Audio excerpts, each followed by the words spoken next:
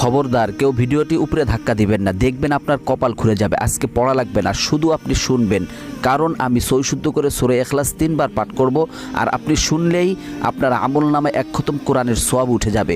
তো চলুন শুরু করা যাক। তো শুরু করার আগে যদি ভিডিওটি ভালো লাগে অবশ্যই চ্যানেলটি সাবস্ক্রাইব, ভিডিওটি লাইক এবং ভিডিওটি শেয়ার করার অনুরোধ করছি। তো চলুন শুনে আসি 3 বার। বিসমিল্লাহির রহমানির রহিম।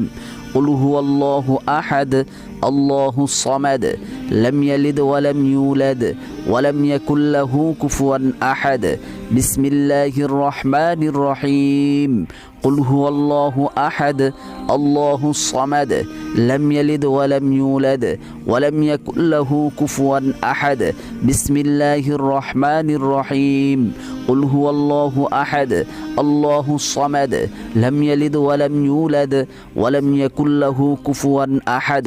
যারা শুনেছেন তাদের আমলনামায় 1 খতম কোরআনের সওয়াব উঠে গিয়েছে।